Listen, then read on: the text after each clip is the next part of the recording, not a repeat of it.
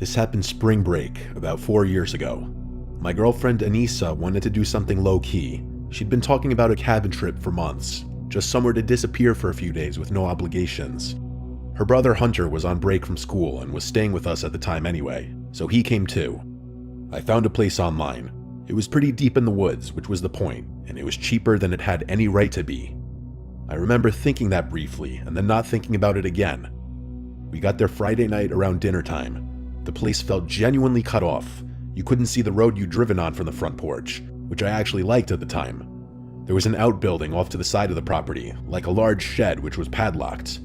Hunter played with the lock for a second and said it looked new, like it had been swapped out recently. I said it was probably just the owner keeping equipment in there. We didn't really think much of it. It was getting dark, so we went inside and immediately started making dinner. That first night was fine. We had a few drinks on the porch and went to bed pretty early. I can't remember exactly when, but it started lightly raining at some point. The woods were really loud, which was a major surprise, at least to me.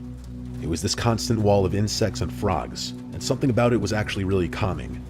I do want to mention that at some point before falling asleep that night, I heard something bigger moving around out there, although I figured it was just a deer. I fell asleep not long after that. What woke me up was a sound like something hitting the side of the cabin. I don't know what time it was exactly, let's just say 2. I froze there in bed for a minute, wondering if what I heard was just part of my dream or not.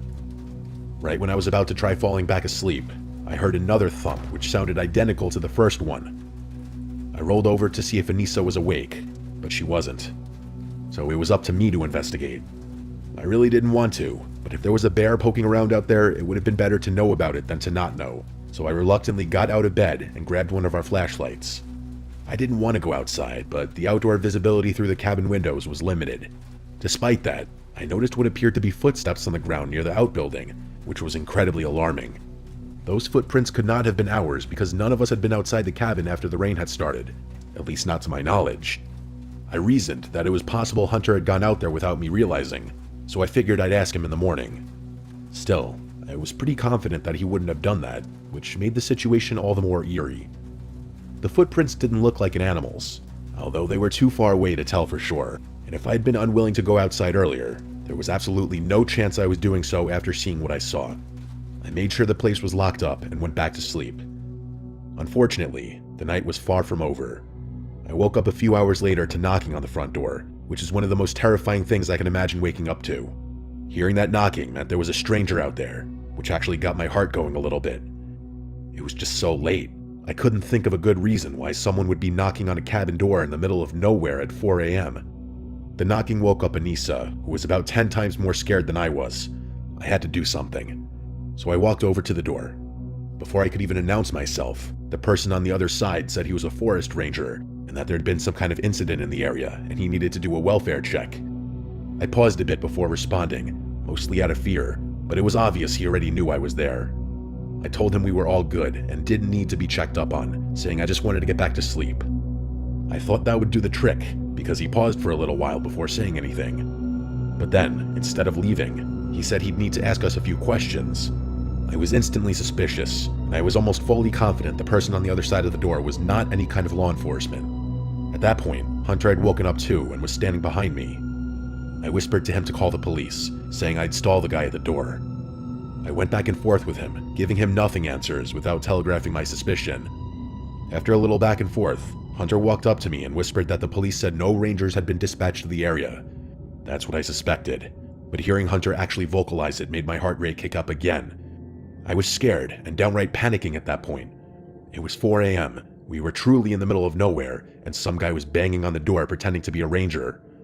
I don't know how, but it felt like the person on the porch could sense my fear, because he raised his voice and started banging on the door a little harder. I told the person I wasn't going to open up and I wasn't going to answer any questions, which only seemed to anger him. He started demanding I open the door, threatening to kick it down and telling me I'd be arrested for failure to comply. That's when Anissa screamed at him to go the fuck away, which only made things worse. He started kicking the door, and when it didn't give, he stomped around the cabin. I yelled at Anissa to go lock herself in the bathroom, which she did.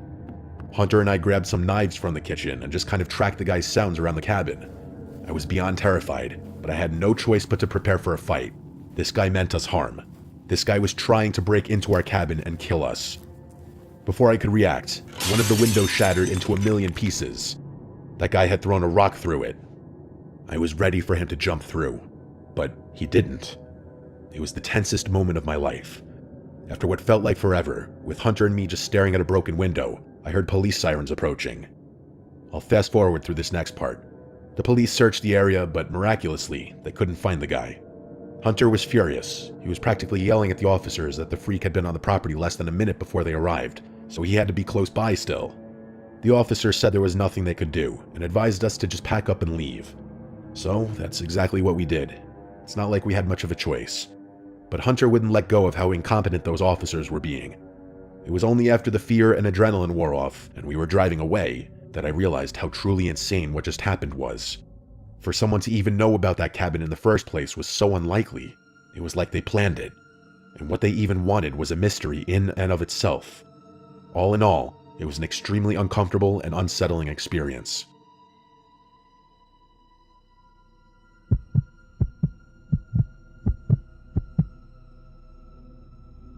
This happened back in 2016 when I was a senior in college.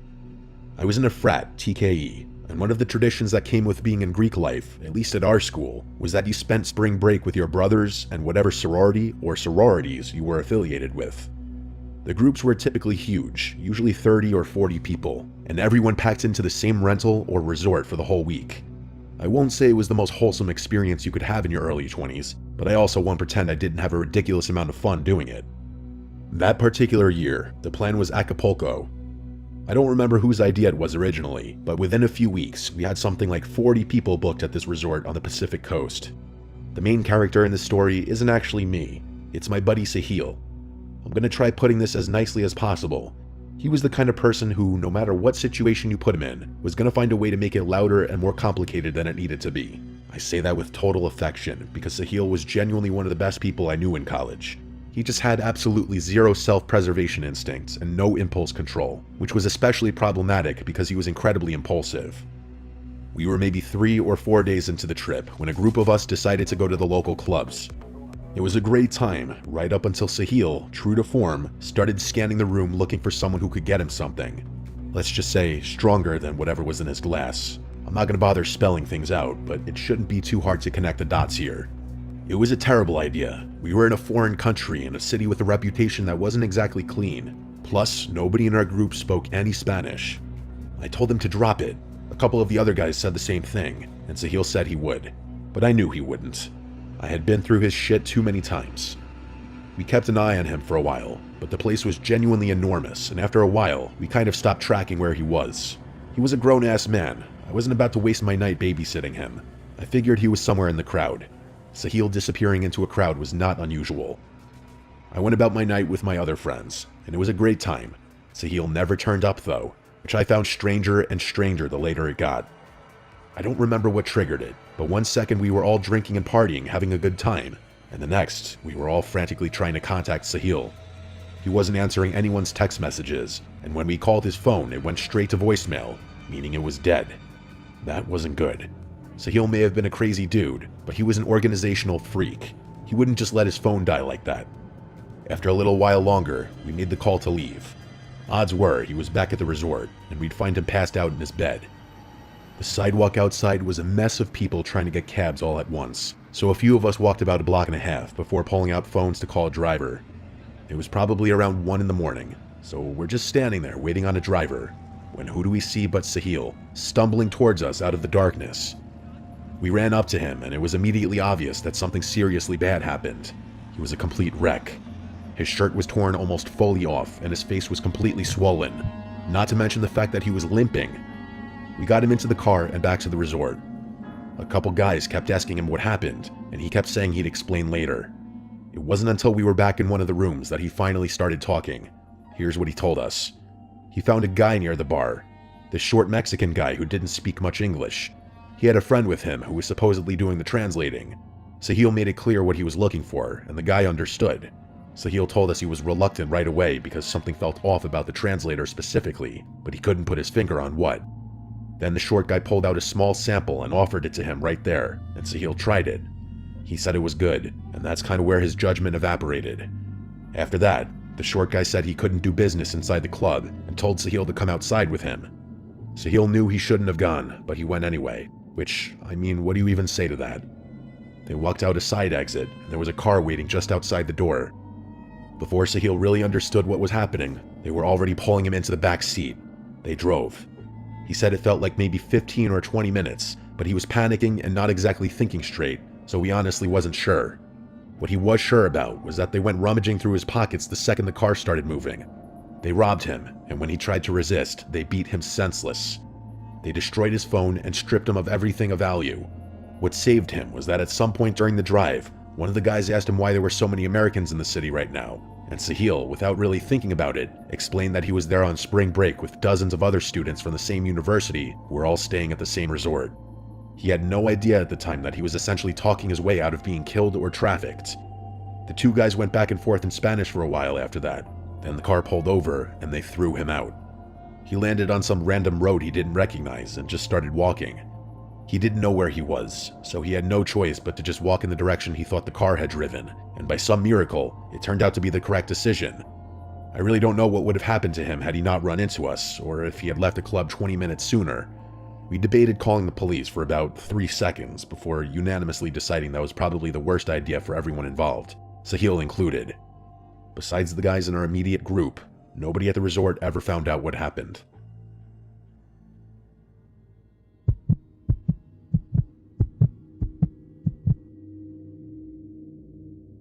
I've been keeping this one bottled up for quite a while now. This happened during spring break of my junior year. I graduated a while ago, so we're going back a few years here. I should mention that I'm kind of a paranoid person. I've just always been naturally observant, skeptical, and cynical. Those honestly aren't the healthiest traits to have. I end up spending a lot of time overthinking and worrying about things that don't matter, but I can't control it. My ex-girlfriend Anna had this friend named Lena. Lena was the type of girl who always knew where the party was and was plugged into every group chat and social circle imaginable, which is why it wasn't surprising in the slightest when she approached Anna with a spring break plan. She said a girl she knew had told her about a lake house trip out in the Ozarks. According to Lena, a bunch of people from that girl's sorority and some of the affiliated frats were renting this big house on the water for the week. Pretty standard, to be completely honest. I wasn't exactly the spring break type, but Anna really wanted to go, and I didn't have a reason not to, so I figured, what the hell. There were 4 of us: myself, Anna, Lena, and Lena's boyfriend Colby. Colby opted to drive because he had the biggest car, which was pretty chill of him. It was a long but good drive. Everyone was in a good mood. The final stretch was this long, twisting road that didn't have many houses on it. We pulled up to the house around 5 in the afternoon, and my first thought was that Lena had severely undersold it. The place was massive, right on the lake with this humongous wraparound deck and a dock that went way out over the water. It was the kind of house that makes you wonder who actually owns it. There were also way more cars in the front of the house than I was expecting. Lena had made it sound like there'd only be 15 to 20 people, but I counted at least 25 cars in the grass lot next to the house, with more parked down the road because there wasn't room. That's where Colby had to park. We walked up the front steps to see a guy standing near the front door. He seemed to be about our age, or maybe a little older. He introduced himself, but I don't remember his name, so I'll just call him the host. He seemed friendly enough, but the very first thing I clocked about him was that his speech seemed rehearsed, like he'd had this exact conversation multiple times. And to be fair, he probably had, but it still felt weird to me. You know those safety speeches frat pledges have to give before letting you into a party? It felt kind of like that. He gave us the rundown. He told us where to find our rooms, how to navigate the house, when we could do this or that, typical house rule stuff like that. Then he brought up the car keys. He said the roads around the lake were narrow and dangerous at night, especially after people had been drinking. He told us it was a liability thing and that they were collecting everyone's keys at the door. He had this whole little speech about it. Colby sort of shrugged it before handing his keys over. The host made a big show about thanking Colby for playing by the rules, which I thought was kind of obnoxious. Then, he opened the door and let us in. I made a mental note of what he was doing with the car keys, and I was pleasantly surprised to see a big bowl of other car keys on the table in the foyer. The host tossed Colby's keys into the bowl and told us to have fun before stepping back outside and closing the door. We went and found our room, which had 2 double beds and a tiny balcony that overlooked the water. We put our stuff away and went back downstairs. Lena was really eager to find her friends, so we followed her. It didn't take long to figure out where the main lounge was. It was this giant open room on the first floor that was lined with full glass windows so you could get a wraparound view of the water. It was honestly pretty awesome. There must have been at least 30 people hanging out in that one room, but the weird thing was that Lena didn't recognize a single one of them. They all looked like college kids, Greek life people even, but Lena couldn't find her friend or anyone else she knew in the crowd. I wasn't just going to stand there in the corner, so I walked over to the fridge, grabbed a beer for myself and Colby, and made my way over to the pool table, which no one was using. I've never had a hard time connecting with new people, so I didn't really care that we didn't know anyone. Colby didn't seem to care either. We played pool, talked, drank, and just enjoyed the vibe. Our girlfriends came over a little later and told us Lena's friend wasn't answering her phone. They seemed overly concerned about it, but Colby and I told them it was fine, and it was fine. I'm not gonna lie, the first night was actually really fun. Colby and I socialized with a bunch of people who were all really dope. Anna and Lena got along with the girls, and there seemed to be an unlimited supply of alcohol and games. There was one thing that was nagging at me despite all the fun I was having. It was the host. He wasn't really partying, but was always there, walking through the rooms and occasionally talking to people.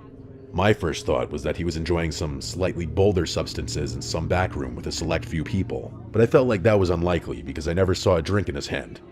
At one point, I saw him standing near the back door with a clipboard, like an actual physical clipboard with paper on it, and he was writing something down. Most of the party felt like strangers getting to know each other, which is kind of what I expected, but there were maybe 8 to 10 people who interacted with each other differently.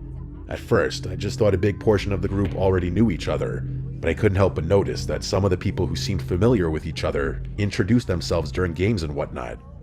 As more time passed, I also realized that the 4 of us weren't merging with some bigger group that all knew each other, but rather the whole group was split into a bunch of smaller groups like ours. Besides those 10 or so people, no one knew anyone beyond the people they had pulled up with. I mentioned it to Anna, and she said I was overthinking things, which was probably true. She was also pretty wasted at that point, so I wasn't going to complicate things. Lena's friend never showed up that first night. The next morning, I woke up earlier than everyone else. I went down to the kitchen and made myself a coffee. Then I went out on the deck to sit by myself for a while. I made note of the fact that the bowl with everyone's keys wasn't by the front door anymore, which was a little odd. I wanted to be left alone, so I chose to sit on the side of the house, with the driveway to my left and the water to my right.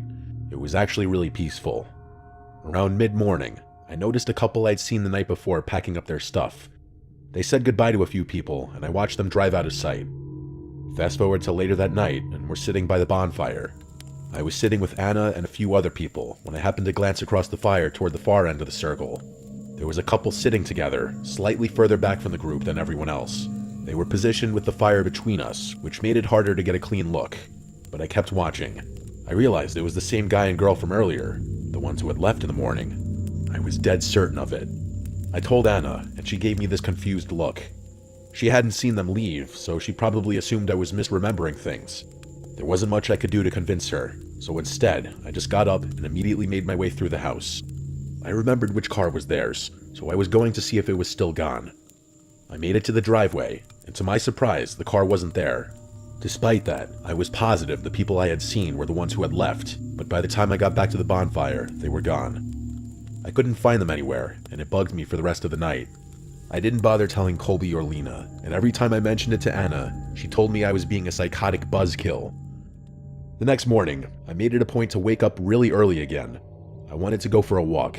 I'm not really sure what it was I was looking for, but I needed to convince myself that I wasn't trapped and that there was something outside that house and those people.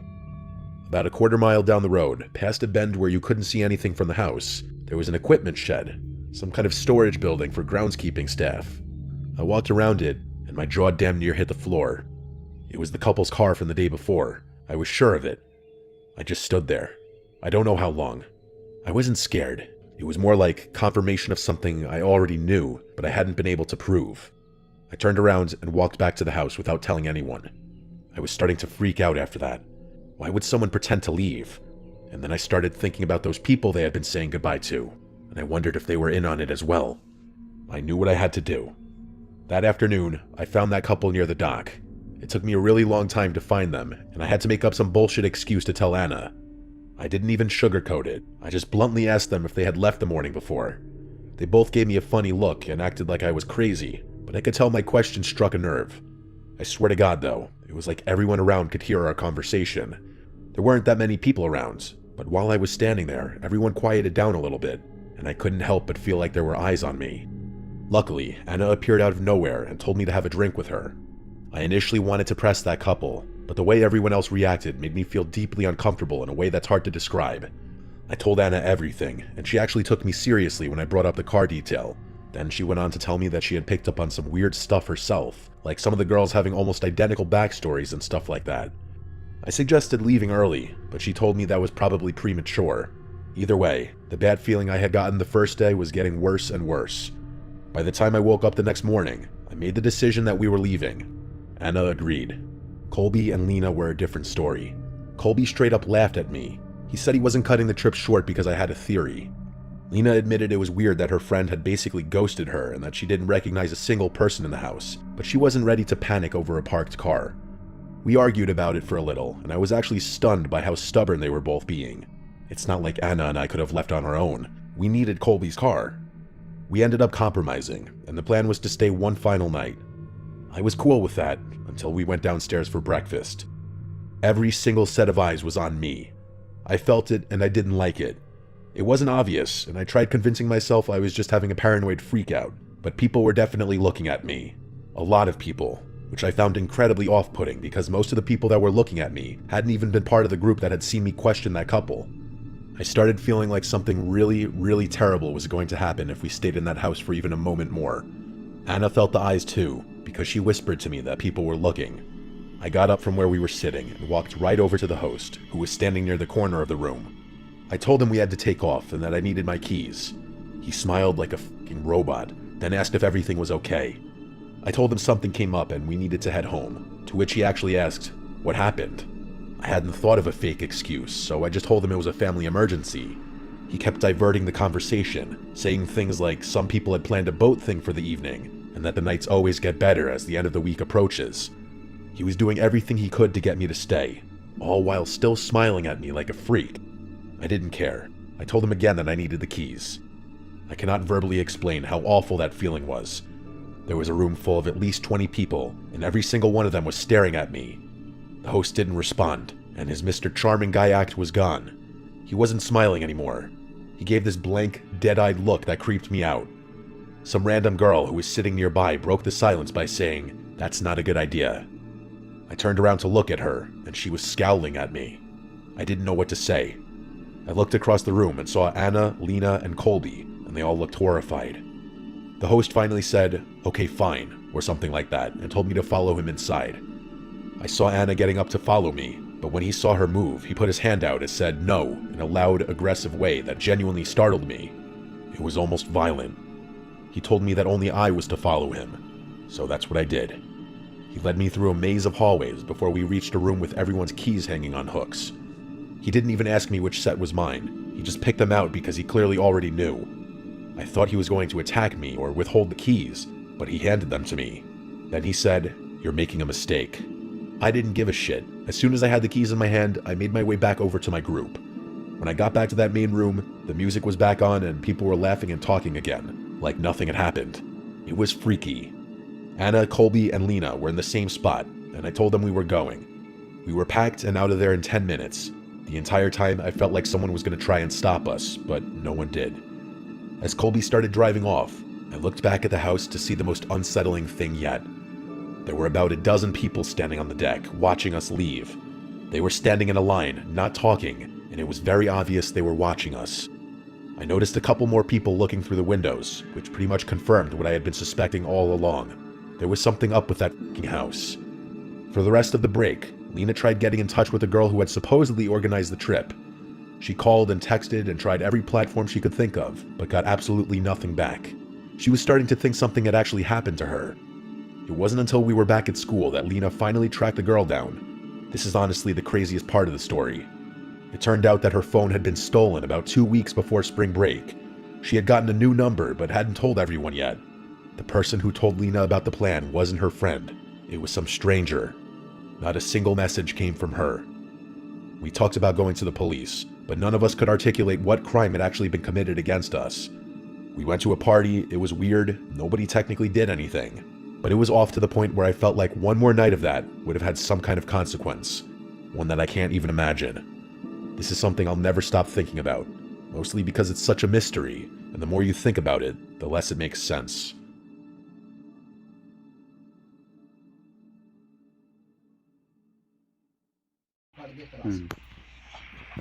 ਇਹ ਤਰੀਕਾ ਠੀਕ ਆ। मैं मदीने सी काम ते रोजे आ गए, मैं 2-3 दिन मस्जिद नबी च रहा, काम हो गया ठेकेदार घरा आ गया, मैं हुण नहीं हुंदा, मैं 2-3 दिन के बाद ही कहंदा की करना, मैं मस्जिद नबी च चला, मैं चल सही है। 2-3 दिन उत्थे गुजारे, बड़ा मजा आया यार। सुबह नूं ना चौधरी अदन हुआ एक बारी मैं नमाज पढ़ी ईद दी मस्जिद नबी मदीने इस तरह मैं झूठे आ रहे सन, अखा बंद हो गई। चौधरी बड़े बंदे आए ने। मैनू नींद ही नहीं आउंदी रही, 2-3 घंटे अख लोनी होई, सुत्ते मारदे लत्तां दे उत्ते, जल्ला उत्ते दा लगदा जे लगे। मैं 10-11 वजे तराबी पढ़ के हटना ना जी, मैं निकली तस्वीर करदे रहना, फिर अख लोनी इतना सारी फजर का टाइम होया, फजर पढ़नी नाली जन्नत फजर पढ़ के जन्नत बची, गेट खोल दे फजर खुदा उतो फिर पुर के होंदे 6-7 वज जाने, सूरज करनी इबादत करनी करके फिर उससे चल जा 10-11 हो जाए, फिर 2-3 घंटे अख लो करना जो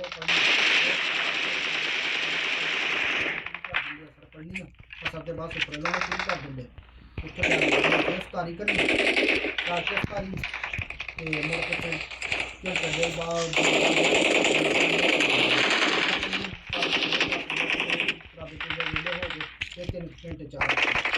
बड़ा मजा कोई फिक्र फाका नहीं, वापसी जाना कोई नाल है या नहीं, कल सब दुनिया का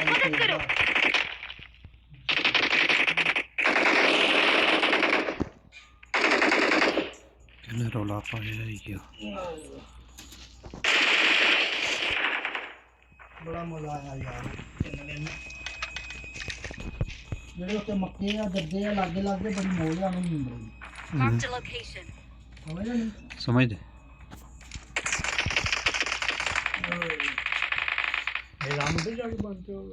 एक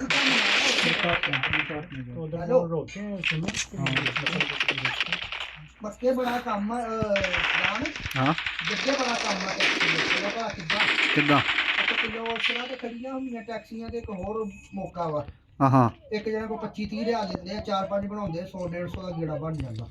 हाँ तो भर के लाए ने एक दो दिहाड़ी 3-4 दिन ला लेंगे, कोई 300-400 इकट्ठा कर देंगे। ये सस्ती हुंदी है और तो बहुत टैक्सी वाले हाँ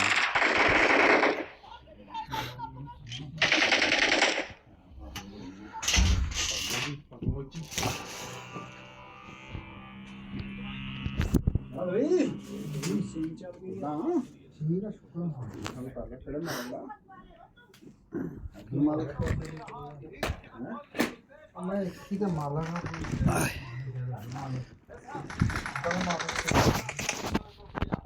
केड़ा है ना चौधर मालक बड़ा भरा के छोटा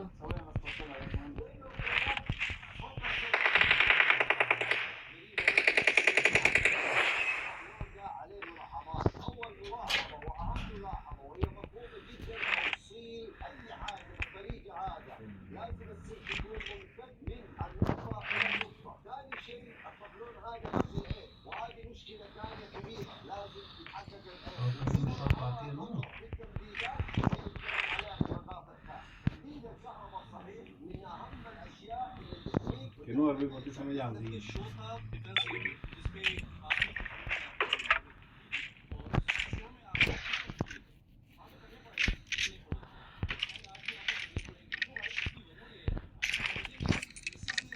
I got supplies.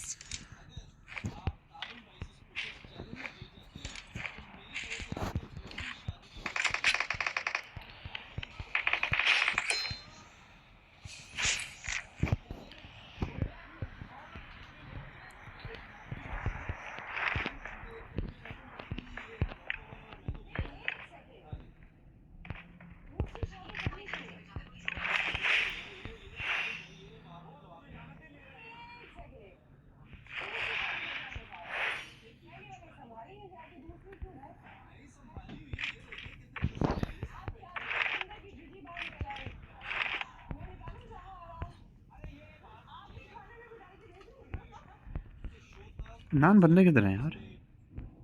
हम तो आ गए थोड़ी देर के। हाँ देखते हैं। आज मेरे साथ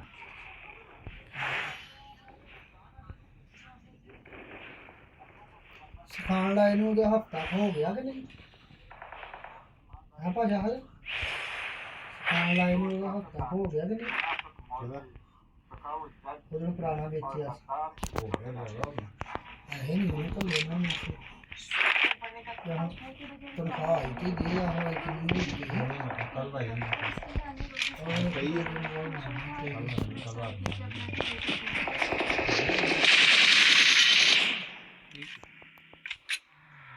बूट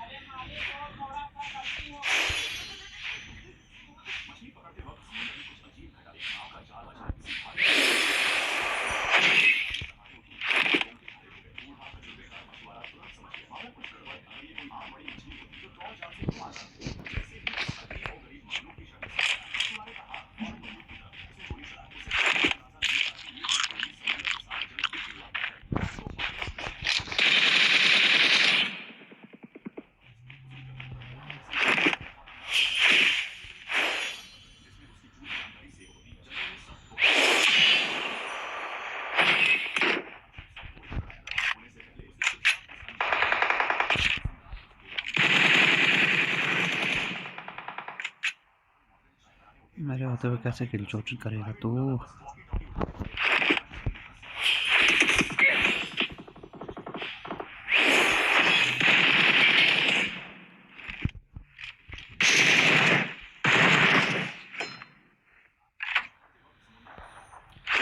चौधरी रेल बंद है उधर। हाँ देख फ्रंट भाई वाले जीते हुए गाड़ी की पीछे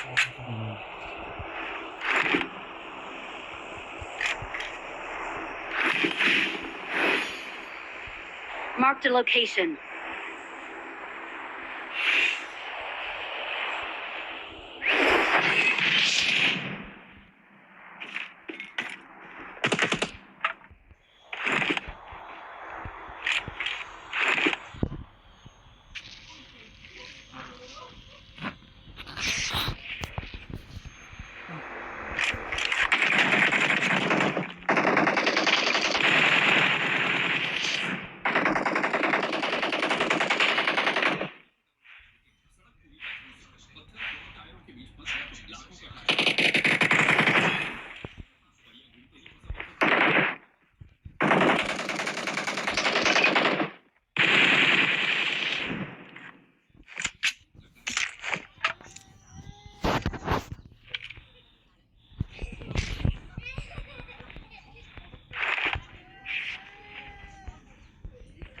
यही एक प्लेयर वाली टीम थी है।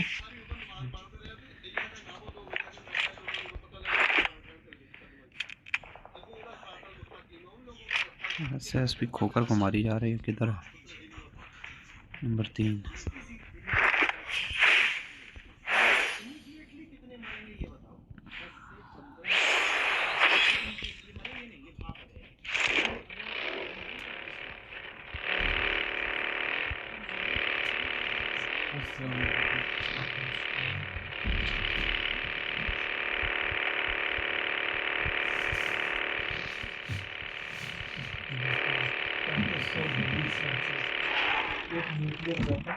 एक न्यूक्लियर वेपन गिरेगा 3500 डिग्री सेंटीग्रेड का जो एक सेल्सियस सेंटीग्रेड एक ही बात देना है सेंटीग्रेड का मुझे कितना पैसा मिलेगा? वो बनेगा, उसे क्या कहते हैं मुझे कितना पैसा मिलेगा, लेकिन इसमें मेरा क्या फायदा।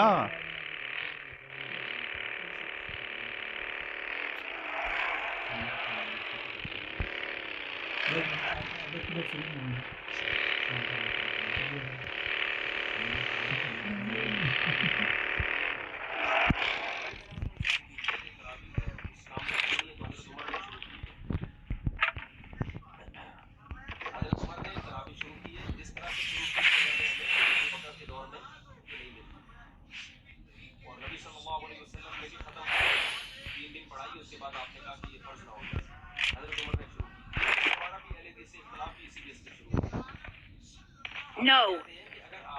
Wait.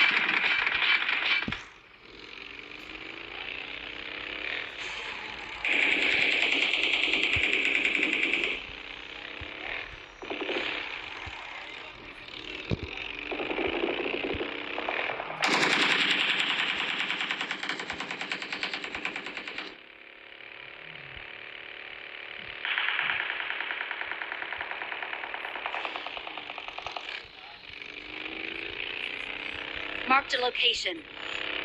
Marked a location. Marked a location.